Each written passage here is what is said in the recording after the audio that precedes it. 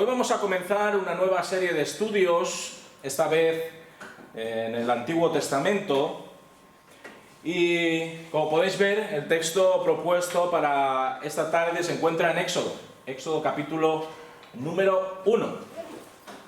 Y el título del estudio de hoy es Esclavitud, como vais a poder comprender si habéis podido ir leyendo a lo largo de la semana este primer capítulo del segundo libro del Pentateuco, escrito por Moisés. Investigando sobre el tema de la esclavitud contemporánea, leí un artículo muy interesante en el periódico Público que, la verdad, encoge el corazón y desfigura el rostro. Todo hay que decir. Según el informe de Walk Free Foundation, publicado en julio del 2018, fijaos bien, las cifras, unos 40,3 millones de personas en el mundo son víctimas de la llamada esclavitud moderna. Un término que incluye las situaciones en las que a una persona, mediante amenazas, violencia, coacción, abuso de poder o engaño, se le priva de su libertad para controlar su cuerpo, elegir o rechazar un empleo o dejar de trabajar. La Organización Internacional del Trabajo considera dos formas actuales de sometimiento. Por un lado, el trabajo forzoso y los matrimonios forzados. Casi 25 millones de seres humanos son víctimas del trabajo impuesto por personas o entidades públicas y privadas. Y entre ellas, esta gran cantidad de personas, casi 25 millones, en torno a 5 millones sufren explotación sexual y más de 15 millones se ven obligadas a casarse contra su voluntad. Por lo general es la principal causa de la esclavitud moderna, ¿sabéis qué? La vulnerabilidad económica. Es lo que lleva a que una persona tenga que someterse a esta escabrosa y terrible realidad de la esclavitud. Es realmente lamentable tener que hablar sobre este asunto en un mundo en el que se han afirmado los derechos humanos, en el que las legislaciones de la gran mayoría de países tratan de erradicar esta lacra de sus sociedades, y en el que las injusticias y la desigualdad económica lleva a personas de todas las edades a verse involucradas en mafias donde el ser humano es comprado, es vendido o es abusado como si fuese un objeto de usar y tirar. Supongo que mientras el pecado abunde en las almas cenicientas y podridas de personas que solamente procuran enriquecerse manipulando a los necesitados, a los débiles y a los marginados, y mientras la insensibilidad y la permisividad de los gobiernos corruptos se dejen untar por sobornos procedentes de estas mafias de trata de personas, la esclavitud seguirá siendo una realidad terrible y demoledora. La esclavitud ha deparado desde tiempos inmemoriales un destino ignominioso, un destino indigno a seres humanos que han caído presa de la carestía material por reveses de la vida, que han descendido a los infiernos de adicciones o que han sido tachados por la religión o por ideologías políticas como de tercera o de cuarta categoría. La explotación sistemática de todo aquel del que se pudiera extraer un rédito, por muy ínfimo que éste sea, continúa tiñendo de negro el futuro de millones de congéneres humanos. Incluso esa excusa de fundamentar la esclavitud de determinadas razas o pueblos bajo los auspicios de la palabra de Dios, una absoluta barbaridad. Una absoluta barbaridad. O sea, decir que la palabra de Dios apoya y respalda la esclavitud. O sea, incluso este tipo de comentarios o de justificaciones, el ser humano depravado ha soliviantado al Señor hasta límites que sobrepasan su paciencia. El libro del Éxodo que vamos a comenzar en el día de hoy con esta nueva serie de estudios comienza, cuando lo habéis podido leer, con un panorama ¿cómo? Un panorama hermoso, de cuento de hadas, fantástico, donde todo va a las mil maravillas, ¿verdad que no? El panorama que nos encontramos nada más abrir el libro de Éxodo es ciertamente desolador y descorazonador. Jacob y sus hijos, recordaremos del libro del Génesis, han migrado hasta Egipto, concretamente hasta la tierra de Gosén, para encontrar un lugar en el que poder mitigar su hambre y prosperar bajo los auspicios de José y de su memoria futura. La palabra Éxodo, ¿sabéis lo que significa? ¿Alguna vez os habéis tenido alguna idea? Salida. Esa es una palabra griega, de hecho, que significa eso, partida, salida. Y aparece en el primer versículo de este libro escrito por Moisés, y por eso se llama así el libro. Y pertenece al conjunto de 5 libros, como hemos dicho antes, conocido como Pentateuco. A lo largo de las vicisitudes de los hebreos en tierras egipcias, y por medio de la figura central de Moisés, comprobaremos que Dios nunca deja abandonado a su pueblo a su suerte. Nunca. Aun cuando pudiera parecer lo contrario. Dios escucha el clamor de sus hijos y toma medidas que palíen y solventen la situación dantesca por la que están pasando. El Señor manifestará su poder de formas espectaculares y milagrosas, a fin de demostrar a los endurecidos corazones de los egipcios y a aquellos que pugnan por querer copiar burdamente las obras maravillosas de Dios, que Él es el que es. El yo soy, el eterno.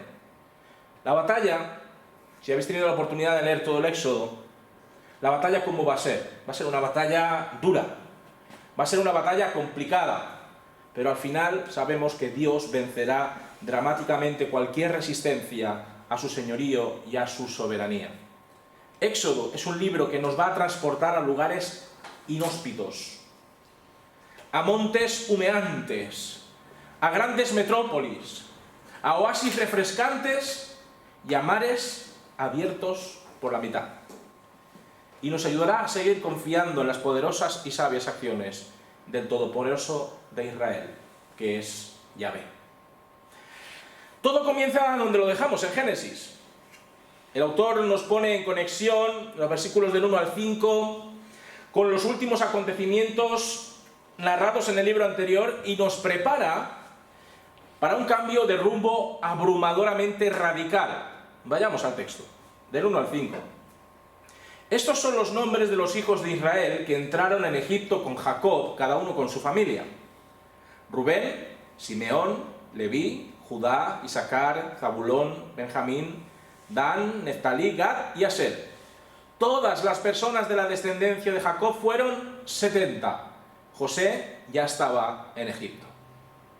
Bajo la protección de José, virrey de Egipto, la familia de Jacob gozó de una privilegiada tierra de pastoreo, disfrutó de un holgado estilo de vida en lo que al sustento se refiere, sobre todo los años de vacas flacas, y celebraron la providencia y la gracia de Dios al haberlos guardado de la crisis humanitaria más grande que jamás hubiese conocido, recordaréis. A resguardo de la necesidad, los 70 miembros que salieron de Canaán rumbo a Egipto fueron instalándose y fueron acomodándose a una nueva etapa en tierra extraña. Y mientras José estuvo al frente de la administración económica y agrícola de Egipto, pues nada hubo de faltarle a los hebreos.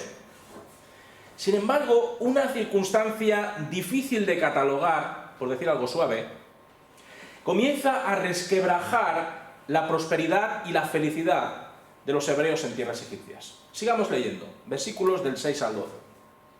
Murieron José, todos sus hermanos y toda aquella generación. Pero los hijos de Israel fructificaron y se multiplicaron.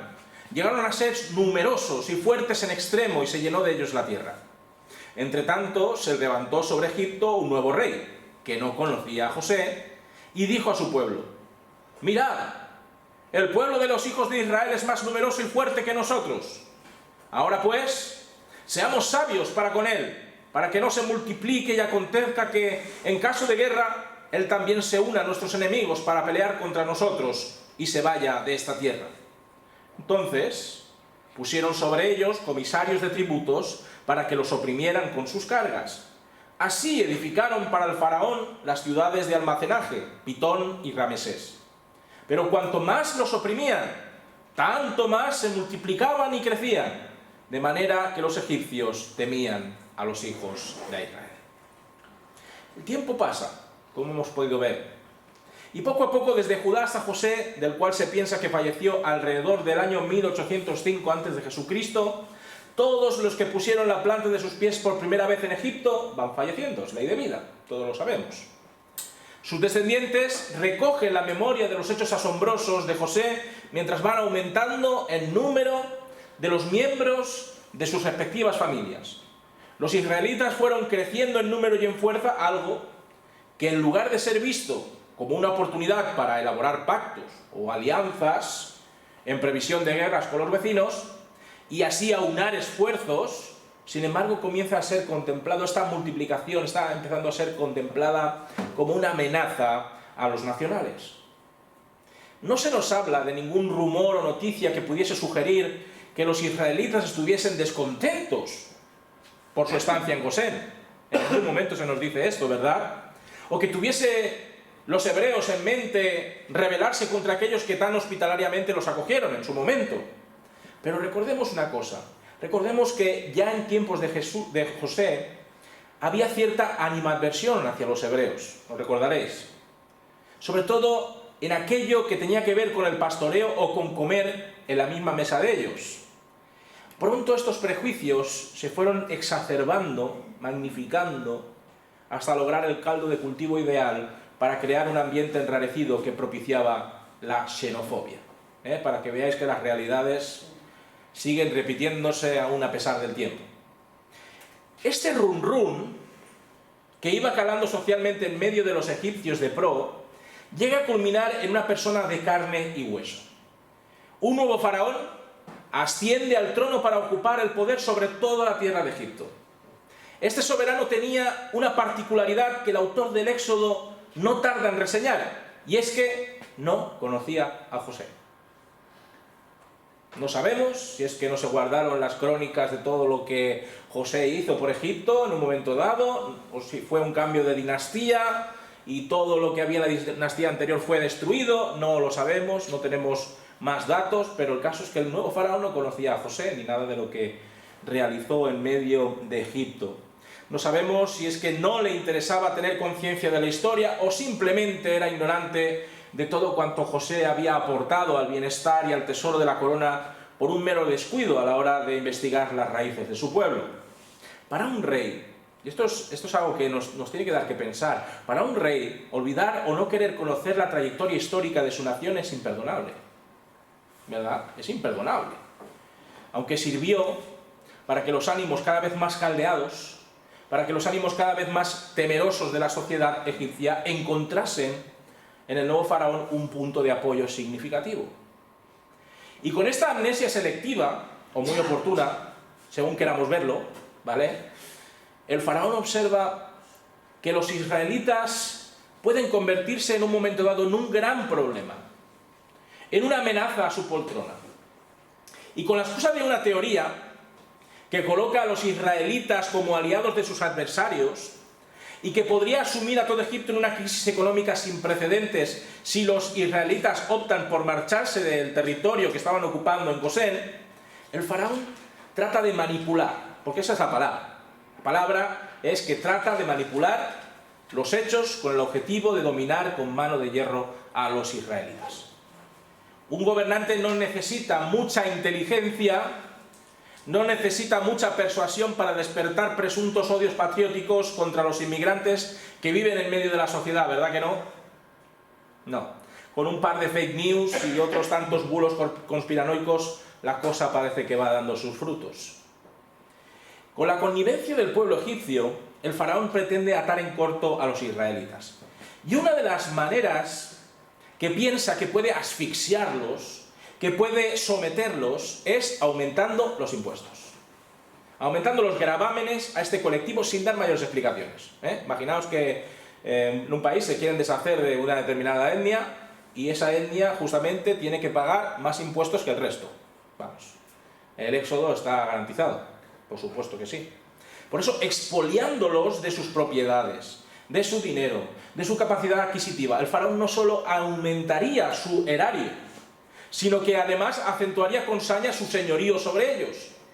Y con los beneficios, nos dice aquí Moisés, nos dice que con los beneficios que se extrajeron del bolsillo de los israelitas, el faraón de turno, del que no se nos da el nombre, aun cuando pudiera ser, según los expertos, o Seti I o Ramsés II, construiría 2 ciudades de almacenamiento y abastecimiento de grano llamadas Pitón, que significa la casa de Atún, ubicada en la actualidad en Tel Er Ratabá, o tal vez también en Tel Er Maksuha, y Manasés, que significa ciudad de Tanis, también conocida como Cantir, donde se establecería la residencia real del faraón.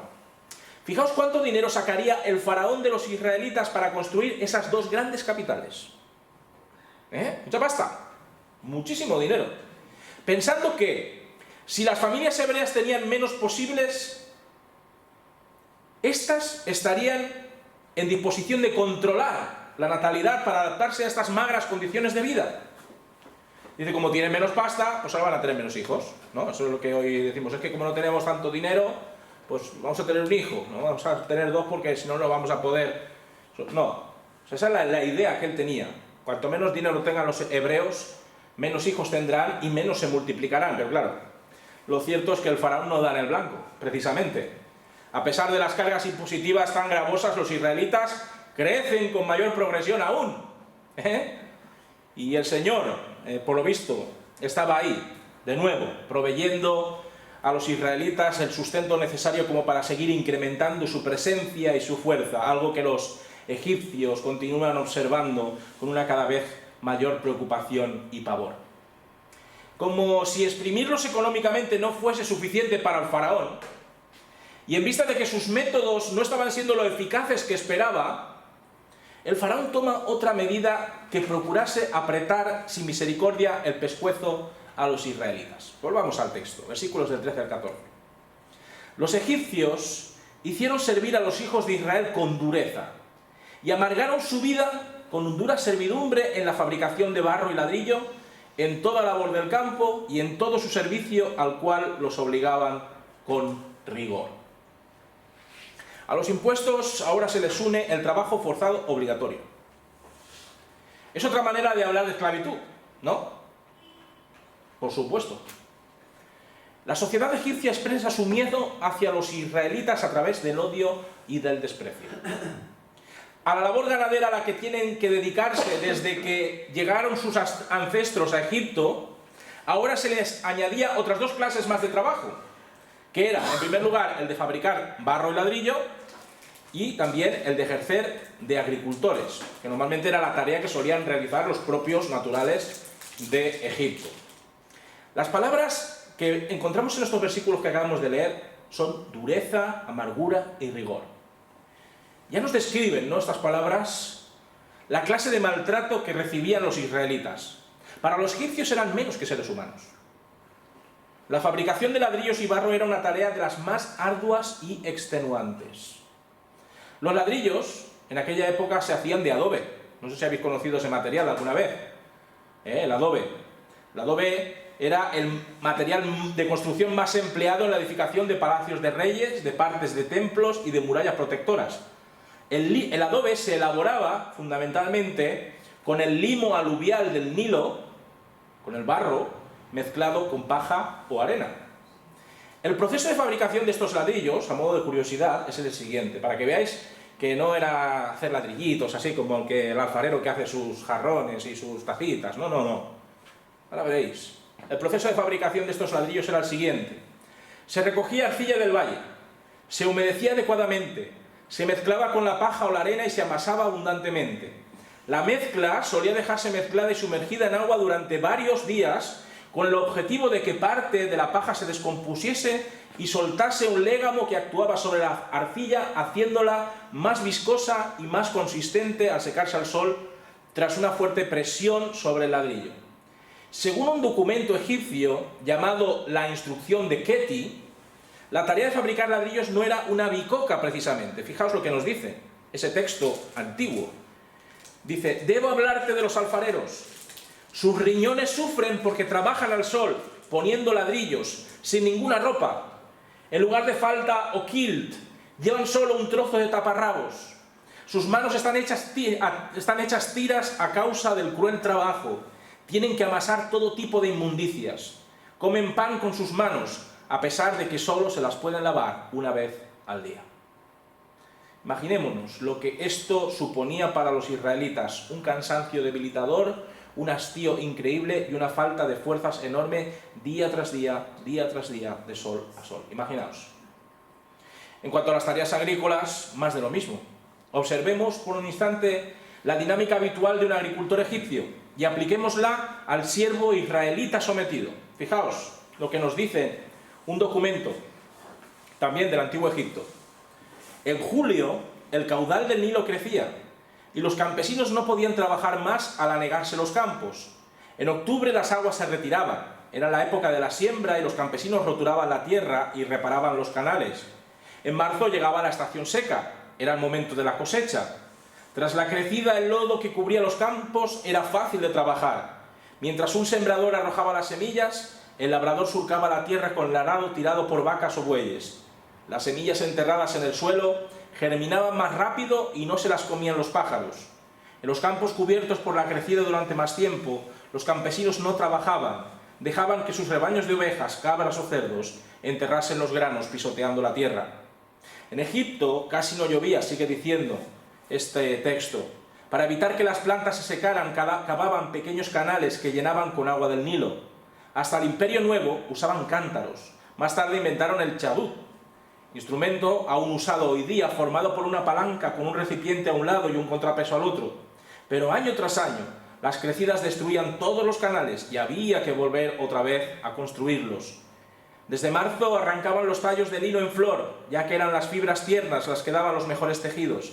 Después llegaba la cosecha de trigo y cebada. Los tallos se cortaban por debajo de la espiga con una hoz fabricada con un trozo de mandíbula de hipopótamo con fragmentos de sílex pulido incrustados. Las espigas se amontonaban en el terreno de trillar y eran pisoteadas por bueyes para separar el grano de la paja, para separar el salvado del trigo. Se lanzaban los granos al aire. Una vez limpios se almacenaban en los graneros del pueblo. La abundancia de las cosechas dependía ¿de qué? De la crecida del Nilo. Si esta era escasa, se inundaban pocos campos y eran pocos los cultivados. También había que hacer frente a los animales que devastaban los campos, como aves, hipopótamos, langostas, ratones, ganado errante. Para ahuyentar a las aves inventaron los espantapájaros. Ahora ya sabéis de dónde vienen los espantapájaros. Vamos, que los israelitas estaban llevando el peso de la economía de Egipto y encima gratuitamente y siendo tratados peores que bestias.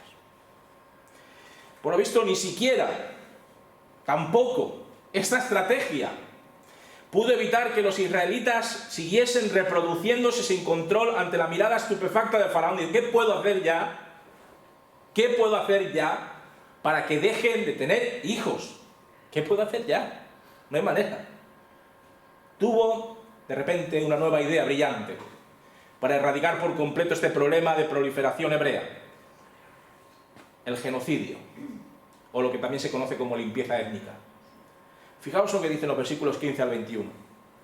También habló el rey de Egipto a las parteras de las hebreas, una de las cuales se llamaba Sifra y la otra Fúa, y les dijo: cuando asistáis a las hebreas en sus partos, observad el sexo. Si es hijo, como dicen aquí, coitayat, matadlo. Si es hija, dejadla vivir. Pero las parteras temieron a Dios y no hicieron como les mandó el rey de Egipto, sino que preservaron la vida a los niños. Entonces el rey de Egipto hizo llamar a las parteras y les dijo: ¿por qué habéis hecho esto? ¿Por qué habéis preservado la vida a los niños?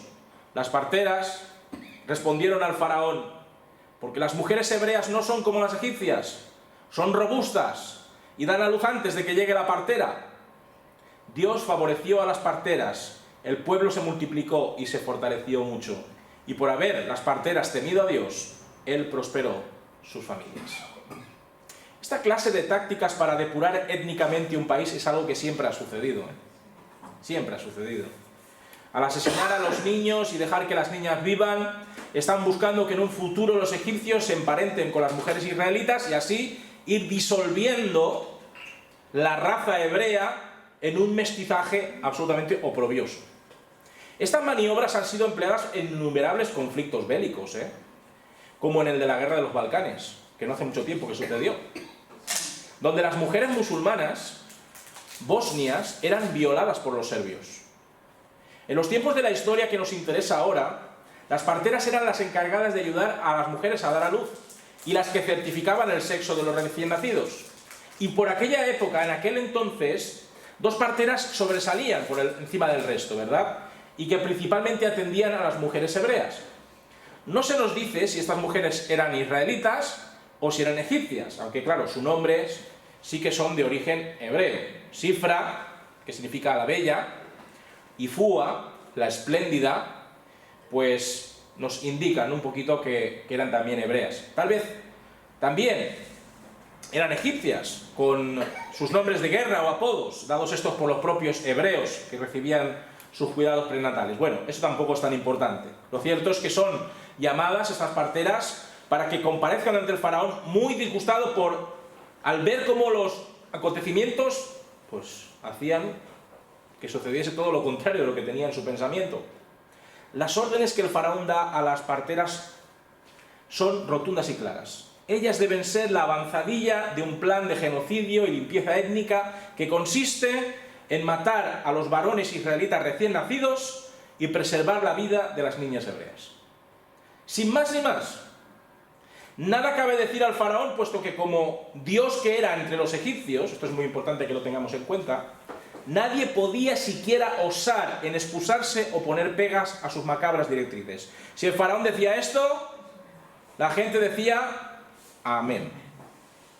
Eso era algo impepinable.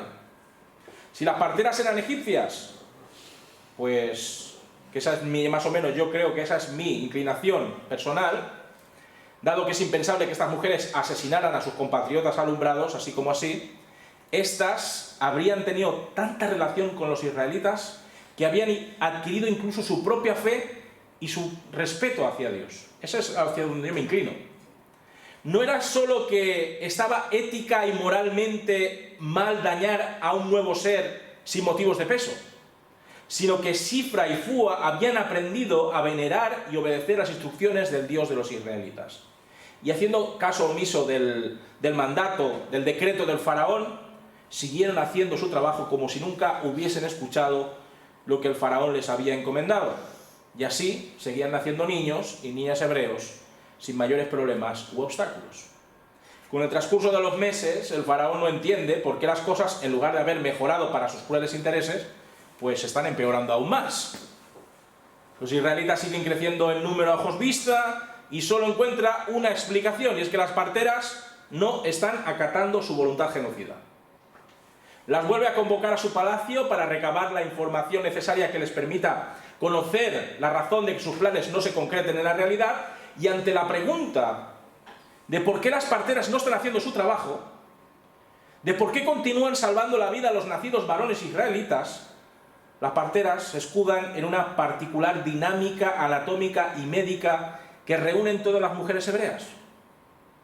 Son tan fuertes y tan resistentes, con un umbral de dolor tan bajo y unas condiciones físicas tan envidiables, a diferencia de las de egipcias, que en cuanto son requeridas por la familia de la que va a dar a luz, siempre llegan tarde.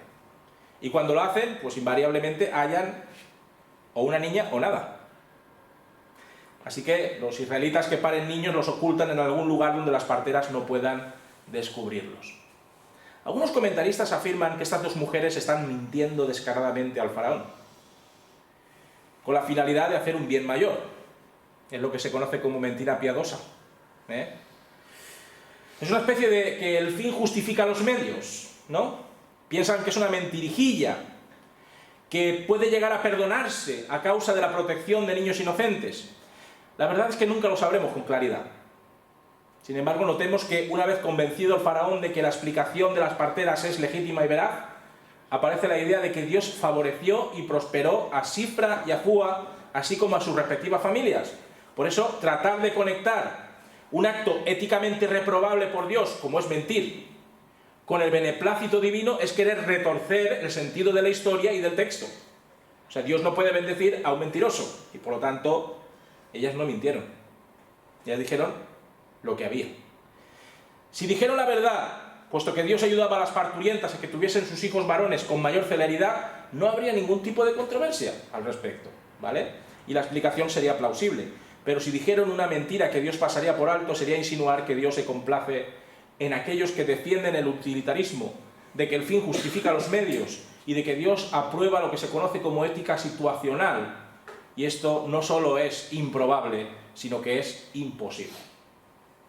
Si Dios es santo y aborrece el pecado, si aborrece la mentira, no puede ser que éste respaldara la actuación haranera de estas mujeres. Dios no actúa de ese modo, tal y como observamos a lo largo y a lo ancho de las Escrituras.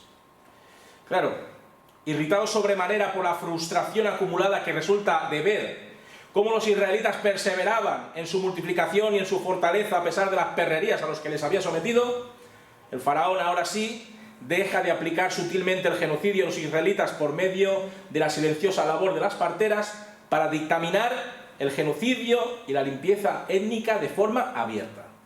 Ahora ya sí que ya. O sea, ya esto ya es lo último. Versículo 22. Entonces el faraón dio a todo el pueblo esta orden. A todo el pueblo, echad al río a todo hijo que nazca y preservad la vida a toda hija. Producto de su mentalidad paranoica y obsesiva, implica a todos sus súbditos egipcios en la erradicación y sometimiento de la raza hebrea. Los egipcios deberían delatar a sus vecinos israelitas si tenían cualquier asomo de sospecha sobre el nacimiento de varones, y si era necesario, ellos mismos debían ejecutar las órdenes de su Dios y Rey. Esto nos recuerda la funesta y trágica historia de los judíos de la Alemania nazi, ¿verdad? De cómo pasaron de ser ciudadanos de pleno derecho a ser considerados indignos de ser alemanes, de tener sus negocios y su vida asentados en las ciudades germanas a ser confinados en guetos y campos de concentración, de convivir pared con personas aparentemente normales a ser acusados por quienes menos lo esperaban de ser enemigos de la patria. Del mismo modo que gran parte de la ciudadanía de Alemania participó activamente en la muerte y miseria de los judíos, así sucedía en Egipto. Así sucedía en Egipto. Aquellos fanáticos seguidores de la depuración racial convocada por el faraón no tuvieron ningún miramiento a la hora de lanzar a las fétidas y amenazantes aguas del río Nilo a criaturas recién nacidas que ninguna culpa tenían para ser asesinadas vilmente. Para terminar, queridos hermanos y hermanas, imaginemos por un instante las atribuladas condiciones de vida de los israelitas bajo el reinado de este malvado faraón. Imaginemos a padres, a madres y a hermanos escondiendo cualquier evidencia del nacimiento de un varón. La tensión, el cansancio, la explotación, la desesperación iban minando poco a poco el ánimo de los israelitas. No para menos. No estaban ni siquiera en disposición de poder oponerse al régimen de terror y esclavitud reinante. Solo quedaba clamar al Dios de sus antepasados, pedirle que los rescatara en sus horas más tenebrosas. Como Iglesia de Cristo que somos, hemos de denunciar cualquier actividad esclavista o genocida que se produzca en nuestro mundo. Y de forma más especial, aquella que se lleve a cabo en nuestro país y en nuestra sociedad. Para Dios todos los seres humanos son objetos de su amor y de su gracia, todos, sin excepción, dado que todos los seres humanos han sido creados a imagen y semejanza suya. No podemos traicionar el diseño humano que Dios ha ideado sometiendo, explotando y abusando de nuestros congéneres. No podemos hacer eso. No podemos caer en el error de anteponer determinadas ideologías políticamente y absolutamente reprobables por su xenofobia y racismo a nuestra fe en Cristo y en la nueva humanidad que ha sido regenerada en virtud de su sacrificio expiatorio en la cruz. No hemos de aprobar en absoluto cualquier menosprecio, menoscabo y desprecio contra otro ser humano, sino que hemos de ser lo suficientemente sabios como para no contagiarnos de conceptos conspiranoicos y tergiversados sobre la inmigración o sobre la convivencia con personas de otras latitudes, de otras culturas, de otras ideas y de otras etnias. ¿Dónde está Dios en esta historia? Os preguntaréis. porque hemos leído todo el capítulo y ahí no... ¿Dónde está Dios? ¿En qué momento el Señor intervendrá decisivamente en el lamentable estado de cosas por el que atraviesan sus hijos? ¿Escuchará Dios sus ruegos y plegarias desgarradas por el dolor y el abatimiento sistemáticos a los que se los está sometiendo? Pues la respuesta a estas preguntas y a muchas otras más en el siguiente estudio sobre el libro del Éxodo. ¿Tenéis alguna pregunta? ¿Alguna cosa que queréis compartir? La semana que viene, Éxodo capítulo 2, versículos del 1 al 10. Sacado de las aguas, ya os podéis hacer una idea, ¿no?, de lo que va a suceder. Allá vamos a conocer a Moisés, recién nacido, sacado de las aguas, porque eso es lo que significa su nombre. Así que la semana que viene seguiremos con esta narrativa tan emocionante y tan llena de, pues como hemos visto, de patetismo. Muy bien, pues terminamos cantando la doxología, emplazándonos hasta el próximo domingo. El domingo que viene, este domingo que viene yo no estaré porque estaré en la convención, pero sí estará nuestro hermano don Manuel Sarrias, así que él será el que lleve la palabra del Señor a la hora del culto. Y nada, pues en la semana, poco a poco iremos dando informe de todo lo que ha sucedido en la convención de manera puntual. La semana que viene seguramente iré ya pues haciendo un documento para que estéis al tanto de todo lo que se ha ido decidiendo este fin de semana. Bien, pues cantamos esta doxología y nos vemos el próximo.